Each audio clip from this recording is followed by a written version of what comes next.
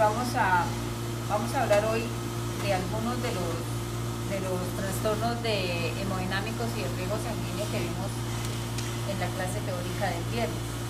No alcanzamos a ver infarto, pero estaba programado para el próximo viernes. Aquí vamos a decir básicamente lo que diremos en el día de la teoría, que es algo eminentemente práctico. Entonces, vamos a comenzar hablando de cada uno y el grupo. Por ejemplo, vamos a hablar de edema, los ejemplos de edema que trajimos, de hemorragia, ejemplos de hemorragia y igual de infarto. Posteriormente, en los últimos 10 o 15 minuticos, ustedes pueden tomar fotografías, pueden mirarlos en detalle. Y en el tablero de la morgue yo hice un resumencito sobre lo que hablamos hoy, para que si quieren ir y tomarle una fotito y tenerlo presente para cuando estudien. Vamos a comenzar entonces hablando acerca del primero de los trastornos. ¿Cuál es? El edema. Entonces vamos a hablar de edema cerebral y vamos a hablar de edema pulmonar. Entonces aquí tenemos el edema cerebral y recordemos cuál es el signo más importante del edema cerebral. Aumento del peso, no tanto del volumen, ¿cierto? Sino más bien del peso. Entonces, miremos que además del aumento del peso, claro, esto es una parte del encéfalo, pero hay otros signos que son importantes, como por ejemplo, ¿cuáles? ¿Qué les pasa a las? Claro, si nosotros miramos así la superficie, se pierde esa forma convoluta, esa forma circunferencial de las circunvoluciones y la vamos a ver prácticamente lisa, ¿cierto? En la mayoría de las áreas la vemos lisa. Y no solamente la vemos lisa, sino que además vemos que los surcos están estrechos, están como muy pegaditos unos con otros. Si miramos, por ejemplo, aquí algunos de los surcos están muy pegados por dentro, aquí ya está viejita y las uñitas, los deditos de ustedes han hecho estragos, entonces, pero se puede observar que algunos de los surcos están estrechos. De otro lado, aquí no es evidente, pero sí puede ser evidente. Por ejemplo, tomemos este corte, que si bien tiene edema cerebral, pues yo lo traje fue para mostrarle un tipo de hemorragia, pero también hay edema cerebral. Entonces miren que aquí los surcos también están bien pegaditos, pero también tenemos los cuernos están colapsados, porque recuerden que el edema cerebral consiste en que hay un aumento del líquido intravascular que pasa hacia el parénquima. Eso nos hace una expansión del parénquima cerebral y de ese modo nos trata de colapsar las cavidades ventriculares, ¿cierto? Entonces aquí lo podemos ver claramente, igualmente aquí. Entonces sí es bastante evidente, este también tiene edema cerebral. Entonces, en eso consiste el edema cerebral. Causas de edema cerebral. ¿Recuerdan? Hay varias causas. Hay edema cerebral generalizado, que sobre todo, pues, una causa muy frecuente puede ser la meningitis o la encefalitis como tal, causas infecciosas. Los traumatismos craneoencefálicos también pueden ser causa de edema cerebral y llevar, de hecho, a la muerte del paciente. Pero también el edema cerebral puede ser localizado, por decir algo. Hay un tumor cerebral, entonces inicialmente el edema va a ser muy cerquita al tumor, en el área adyacente al tumor. Pues claro, si de todas maneras el tumor crece, de todas maneras va a haber un aumento en la presión intracraneana y el edema puede llegar a ser generalizado. Pero si hay, por ejemplo, eso localizado, o un hematoma o un absceso cerebral, el edema va a ser circunscrito a esa zona inicialmente. ¿Listo? Bueno, entonces tenemos el edema cerebral. Aquí tenemos un ejemplo de edema pulmonar, ¿cierto? Entonces les preguntan órgano, pulmón, lesión, edema pulmonar, ¿cierto? Siempre en los exámenes se les pregunta órgano y lesión, siempre. Y se les hace una o dos preguntitas cortas acerca de la entidad, algo que se hubiera dicho aquí en la práctica. Entonces, los exámenes son muy de correlación clínica, casi nunca se les pone un alfiler que digan qué es, sino ustedes pueden reconocer la lesión, se les ponen cosas características La idea es que ustedes puedan identificar la lesión e inmediatamente asociar con algo de la clínica que hubiéramos visto. ¿Listo? Pero siempre el órgano y lesión va a ser la primera pregunta. Entonces, aquí tenemos el edema pulmonar. Entonces, recuerden que el edema pulmonar se va a caracterizar porque además del aumento en el peso, aquí sí podemos tener aumento en el volumen. Y entre más severo sea el edema pulmonar, más grande y más denso a la palpación se vuelve el pulmón. En condiciones normales el pulmón tiene una superficie muy seca y es como coger una esponjita seca, oprimirla, es muy blando y no sale nada, porque tiene ese aire. Cuando nosotros tenemos un pulmón con edema, de entrada lo vemos muy congestivo, muy rojizo, muy húmedo y al cuchillo, incluso en el cuchillo que hay impregnado de sangre, y si hacemos una compresión va a salir, es un líquido que en este caso pues ya no es rosado porque esto se ha lavado muchas veces, pero es un líquido muy rosado y muy espumoso, y cuando se palpa ya pierde esa consistencia esponjosa para hacer un poquito más firme a la palpación. Es algo blando, pero pues es algo mucho más firme que un pulmón normal. Causas de edema pulmonar. Hay uno muy frecuente que es el de, mire por ejemplo, el de la falla cardíaca izquierda, exactamente, que digamos es muy frecuente y eso se llama un edema pulmonar cardiogénico, de origen cardíaco, es cardiogénico o hemodinámico, y es bastante frecuente. Ahí, ¿cuál sería el mecanismo? ¿Cuál sería el mecanismo del edema en esa circunstancia? Cuando hablamos de mecanismo, estamos hablando del evento físico. Aumento en la presión hidrostática. Aumento en la presión hidrostática. El evento físico que llevó a que se ocasionara ese edema. Entonces, el aumento en la presión hidrostática. Recuerden que si hay falla de bomba izquierda, la sangre queda remansada en el pulmón. Entonces, se congestionan los vasos, hay aumento en la presión y sucede lo que ya vieron en su práctica micro. ¿Sí la vieron, cierto? Bueno, muy bien. Entonces, en esto consiste el edema pulmonar, pero no es la única causa.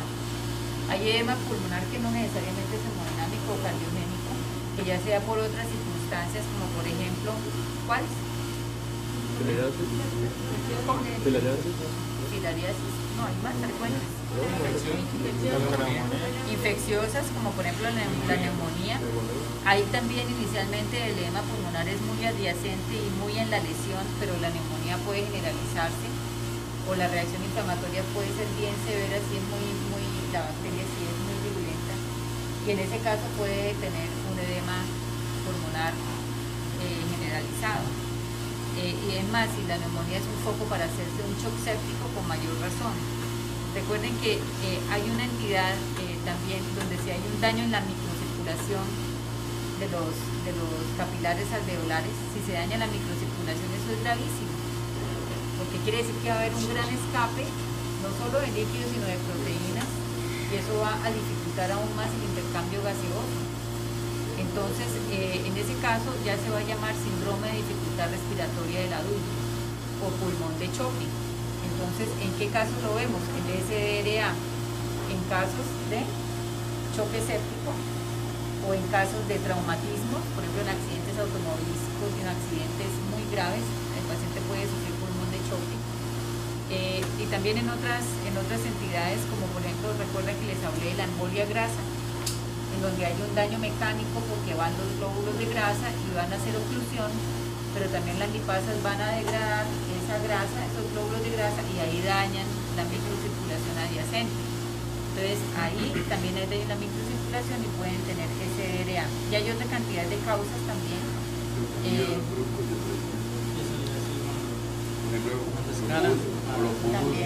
También, sí señor. Entonces hay varias causas, pero me interesa que ustedes aprendan a identificar cómo es un edema de pulmón. Incluso estos pacientes cuando están, por ejemplo, en su momento último de muerte, si es que la causa de muerte fue el edema pulmonar, incluso uno puede darse cuenta que el paciente tiene un ruido, o sea, cuando respira se le escuchan las burbujas, prácticamente se escucha el burbujeo. Incluso ellos tienen ese material espumoso blanquecino en boca y nariz, porque todo este líquido viene hacia las vías respiratorias superiores, ¿no? Entonces son muertes por falla respiratoria. ¿Listo? Entonces tenemos edema pulmonar y edema cerebral. Vamos a otro capítulo en donde ya vamos a ver ejemplos de hemorragias. Recuerden que nosotros vimos hemorragias, que había hematomas, que había, y dependiendo de donde se originara, recibía el nombre, están las petequias, están la equimosis también, ¿cierto? Están las púrpuras, y en este caso pues vamos a ver ese ejemplo de hematomas. Recuerden que el hematoma es una masa coagulada al interior de una cavidad o de un área. Y aquí estamos viendo dos tipos de los 4 tipos de hemorragia cerebral. Esto no es una clase de hemorragia cerebral, es una clase de ejemplos de hemorragia. Pero me gusta contextualizarlos para que si ustedes quieren vayan al capítulo de cerebral, vean hemorragia cerebral, que es interesante, bonito. Aquí les voy a mostrar dos causas, que es una, que es esta, que es la hemorragia subaracnoidea, y esta, que es la hemorragia intraparenquimatosa, que igual puede volverse luego subaracnoidea también. Entonces, hay una clase que es la epidural, hemorragia epidural, que es la que ocurre entre la dura y la calota. La otra es la subdural, que es la que ocurre debajo de la dura madre y la aracnoides. La otra es la subaracnoidea, que es por debajo de la aracnoides, como es este caso. Y la otra es la intraparenquimatosa, que está dentro de la masa encefálica. ¿Listo? Vamos a hacer estos dos ejemplos y les quiero mostrar este ejemplo de hemorragia subaracnoidea, en donde pues ustedes ven que es una cuestión muy dramática. Ver que realmente si nosotros cogemos este poquito de sangre y lo ponemos así, no hace más de 10 centímetros cúbicos, pero llevó a la muerte del paciente. Las hemorragias subaracnoideas tienen como una de las causas más importantes la ruptura de aneurismas arteriales, y también la ruptura de malformaciones arteriovenosas que ocurren en el sistema nervioso central. Llega un momento en donde hay un aumento de presión por alguna maniobra de Valsalva que se haga, y el paciente tiene un dolor de cabeza súbito muy fuerte, grita, se lleva la mano a la cabeza y pierde el conocimiento. Del 25 al 50% de estos pacientes fallecen en esa primera ruptura. Aquellos que no pueden tener tratamiento, que es quirúrgico o embolización, dependiendo del sitio, del tamaño, de su condición, y podrían incluso curarse y quedar sin ningún tipo de secuela. Eso pues depende de varias situaciones. El caso es que incluso a nosotros a veces nos cuesta mucho trabajo, cuando tenemos la autopsia, evidenciar en dónde fue exactamente el aneurisma, porque a veces lo que encontramos es este hematoma cubriendo el área donde ocurrió la ruptura. Y al tratar de disecarlo prácticamente no hay cómo, y a veces nos toca es tomar el hematoma y hacerle cortes. A veces es difícil, a veces sí se puede, pero a veces no es tan fácil. Entonces miren, por ejemplo acá, miren la leptomeninge cómo está completamente llena de sangre y cómo cubre básicamente, en este caso, toda la base del cerebro. Doctora, ¿qué hace que la sangre en ese caso mate al paciente? Pues de todas maneras, como va a haber una falta de irrigación, porque la arteria va a llevar irrigación a unos centros muy importantes, ya de entrada hay daño. Ajá, exactamente. Entonces, fíjense, esto es un caso dramático. Estos cortes son de este mismo paciente, y fíjense cómo no solamente se ve acá, que fue donde ocurrió, sino también en toda esta zona, que incluso, si ustedes se fijan, aquí hay unos defectos de fijación, ¿sí ven? Que se ve como verdoso, pero es justamente porque como aquí está ocupado de sangre, como esto tuvo que ser fijado en formol durante unos días, el formol no pudo penetrar por el surco para fijar esto, que es lo más interno. ¿Por qué? Porque está lleno de sangre. Y vemos que además hay una especie de colapso de los cuernos, y igual aquí adentro también hay sangre. ¿Sí lo ven?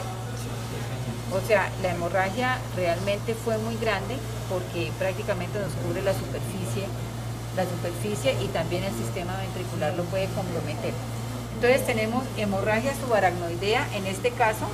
Adicionalmente, miren, por ejemplo, en este caso tenemos el encéfalo completo, miren cómo tiene sangre. Aquí el accidente, el aneurisma, fue aquí a este nivel, y tiene edema cerebral. Si ustedes ven, también tiene signos de edema cerebral, y aquí tiene los surcos de presión de las amígdalas cerebelosas. ¿Sí los ven? Entonces, y las vemos bien prominentes, bien aquí.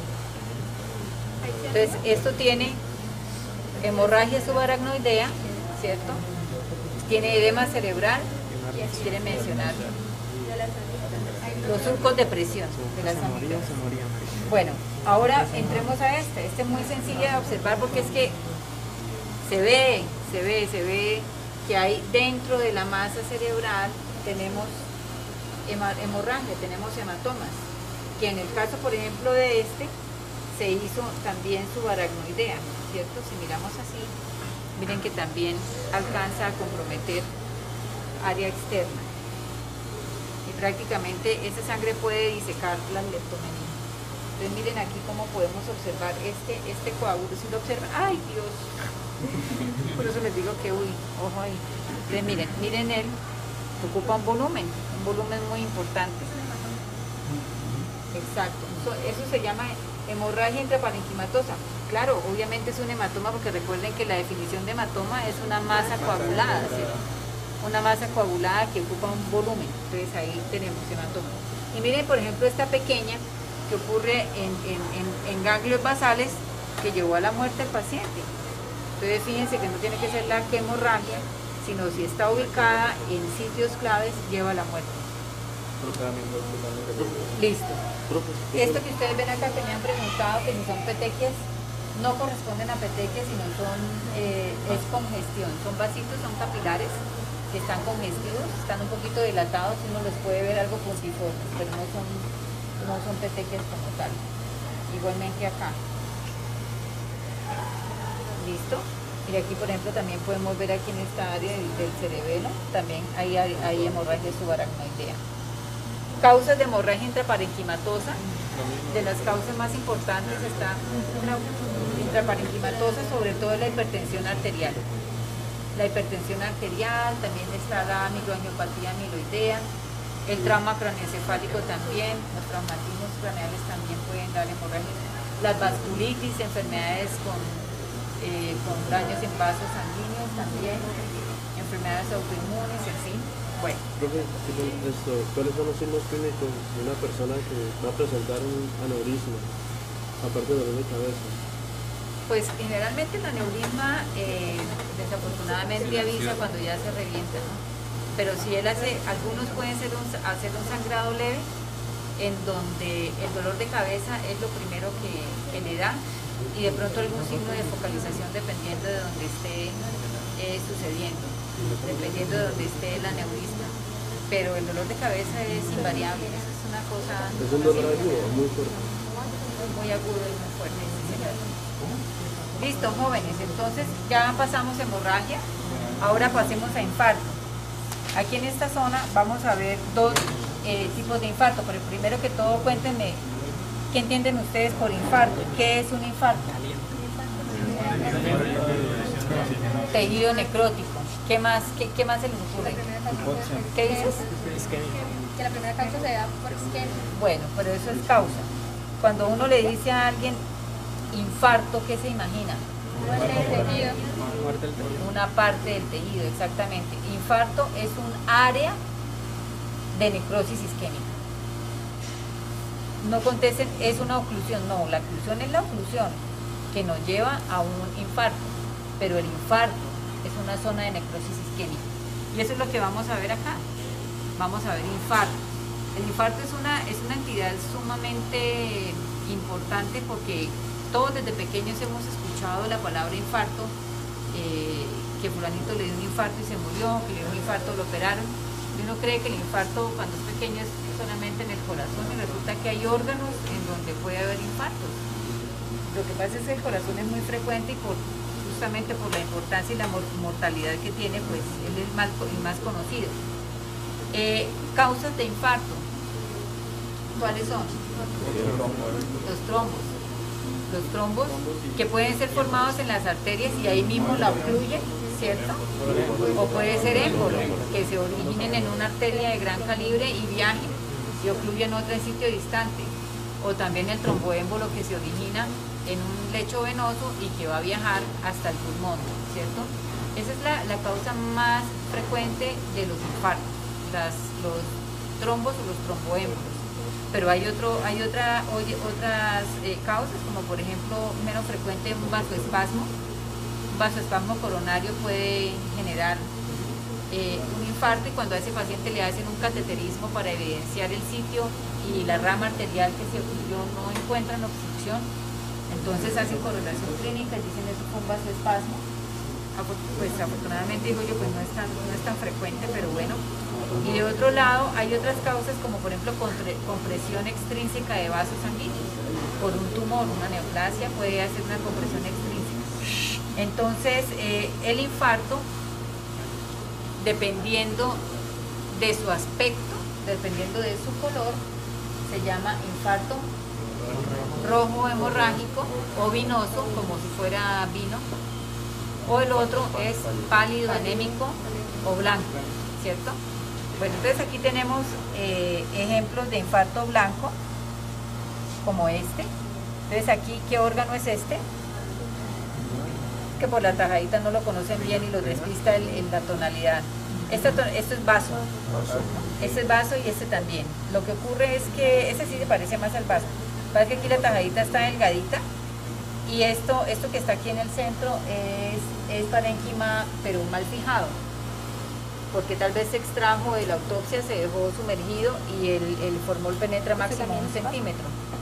También son cortes, son tajaditas del mismo. Entonces esto es vaso, y observemos que aquí tiene un área periférica muy pálida. Entonces este es un muy buen ejemplo. Miren acá también en forma de cuña, ¿cierto? Aquí en forma de cuña periférica, que corresponde a una zona infartada. Esto ocurre aquí en este vaso, y también aquí. ¿Qué órgano es? Hígado. Este no tiene pierde. Entonces aquí también podemos ver en área periférica el infarto. Vemos otros acá. Todos estos son áreas infartadas, y característicamente estamos observando que evidentemente sí es más claro. Bueno, ¿y por qué? ¿Y por qué es más claro este? ¿Por qué es infarto blanco? Porque es un órgano sólido. Primero, es un órgano sólido. ¿Y qué pasa con que sea un órgano sólido? Que la circulación es terminal. Eso es otra cosa, pero ¿qué pasa con que sea órgano No sólido? se filtra sangre por otro. Exacto, o sea, digamos que se necrosa el área, porque pues sufrió la isquemia, pero es ahí localizada, y el tejido vecino que está sano está tan compacto que no permite que haya una disección por sangre en los tejidos adyacentes, como que lo aísla. Ahora sí viene lo de la circulación terminal. ¿Qué es lo que pasa ahí? Que al no haber unión entre capilares, entonces no va a seguir llegándole sangre al área infartada, entonces no se convierte en hemorragia. Bueno, pero entonces eso tiene una consecuencia. El hecho de que esté solita y sea un área terminal y que no haya una doble circulación genera que se muere esa zona y que no le llega más sangre de otro lado, ¿cierto? Eso, claro, ahí hay hemorragia de todas maneras. ¿Por qué hay hemorragia de todas maneras? Que yo les donde Antes de eso, porque de todas maneras sí trata de haber algo de vasodilatación ahora en la reparación, pero cuando hay necrosis de entrada hay hemorragia, porque también se necrosa parénquima y vasos sanguíneos, y esa necrosis de vasos sanguíneos hace que ahí llegue la sangrecita que estaba llegando. Ella tiene derecho, ella llega, se extravasa y forma una colección de sangre. Lo que pasa es que el hecho de que no llegue más sangre por otro lado y que sea un órgano sólido hace que la colección de sangre que hay ahí no sea tanta, y cualquier infarto, sea rojo o sea blanco, siempre va a tener una reparación. Entonces, ¿qué pasa? Como se coleccionó poquita sangre y empieza el evento reparativo, que siempre empieza por inflamación aguda, entonces cuando empieza la vasodilatación en áreas adyacentes de la inflamación aguda, al cabo de 1 o 2 días empieza a delimitarse mejor. Todos los infartos al principio son hemorrágicos y mal delimitados, todos. Lo que pasa es que con el tiempo, por el fenómeno de inflamación aguda, el área adyacente que está sana tiene la posibilidad de llevar una corriente sanguínea aquí a esta zona, y hay vasodilatación, y en ese momento ya empieza a delimitarse mejor. Y empieza la inflamación aguda, y luego empieza la inflamación crónica con el aflujo de ¿quién?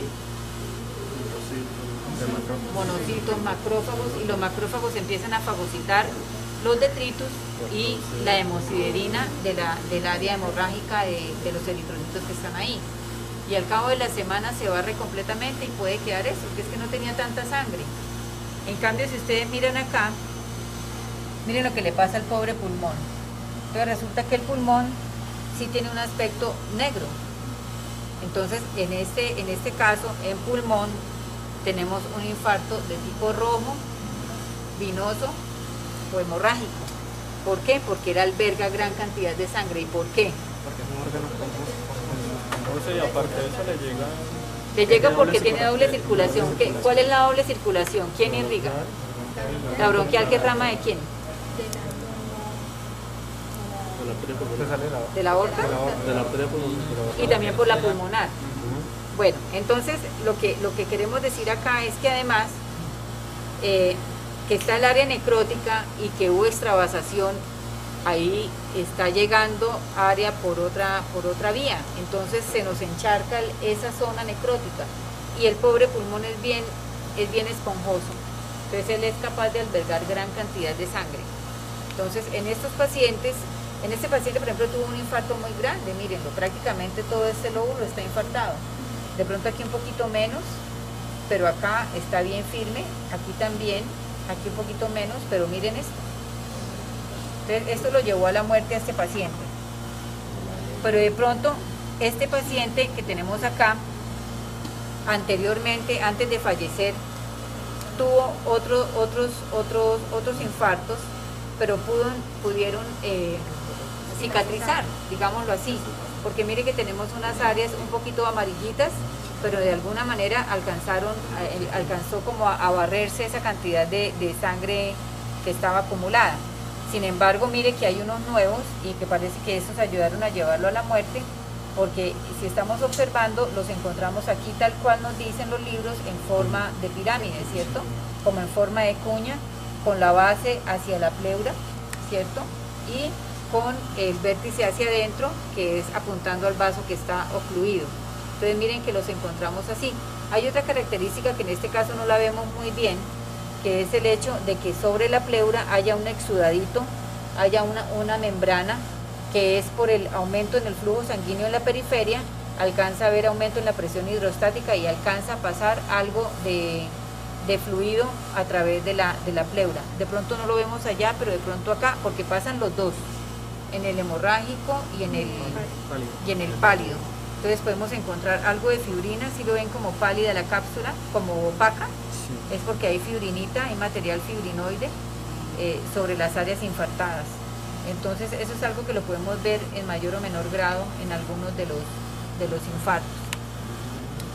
Entonces este, por ejemplo, es un infarto rojo venoso, y recordemos que el infarto rojo da en órganos como este, que es laxo, y que además tiene doble circulación. Pero también hay infartos rojos, por ejemplo, el intestino no es tan laxo. Y miren cómo está. Aquí tenemos intestino, miren que está completamente necrosado. De hecho, únicamente estamos observando casi que el tejido conectivo de la pared, pero pues no vemos mucosa, no reconocemos si comparamos con donde aquí sí tenemos la pared, tenemos los pliegues, ¿cierto? Entonces, este tipo de infarto, así tan agudo, tan dramático, lo podemos observar nosotros cuando tenemos oclusiones de la arteria mesentérica. Entonces son oclusiones muy agudas, son oclusiones muy graves, que incluso pueden llegar a perforar el paciente en cuestión de horas y lo agravan con peritonitis. Esta es una entidad bastante grave. Hay otra causa también, que es cuando hay algún tipo de obstrucción venosa, obstrucción en el drenaje venoso de la circulación mesentérica. Entonces si hay obstrucción al drenaje venoso, entonces va a quedar aquí congestivo, porque la sangre venosa no se drena, puede ser por un volvulus, por una torsión en el pedículo, y también puede haber necrosis, pero la necrosis no es tan aguda como esta, da un poquito más de tiempo. Igual miren cómo se torna de negruzca, pero da un poco más de tiempo, y por lo menos en este caso miren que algo permanece de mucosa. Si bien hay necrosis, pues por lo menos anatómicamente algo se conserva.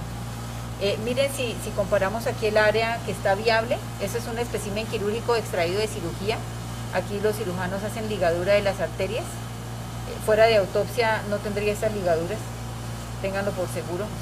Entonces esto es una excisión quirúrgica en donde los cirujanos siempre van a hacer el corte en área viable, porque no puede quedar nada necrótico en el paciente. Los bordes de sección siempre los analizamos nosotros y debemos emitir si están viables o no, para que ellos sepan, bueno, listo, sí le dejé tejido viable para que cuando haya anastomosis con la otra esquina, pues no vaya a haber dehiscencia de la sutura, por eso tiene que ser viable. Entonces miren que aquí tenemos el tejido viable y si lo comparamos con el necrótico, pues el color es muy diferente. Entonces listo, ejemplos de infarto rojo, vinoso. Miren que esto parece un ponque ramo, ¿no? Ponque gala de vino. De vino, claro, parece. Entonces ya vimos los infartos, la clasificación de infartos, vimos el edema pulmonar, el edema cerebral, las hemorragias. Entonces ahora si quieren ustedes mírenlo, por favor no toquen, por lo menos a ellas no me las toquen. Si quieren esto pues no tiene tanto complique, siempre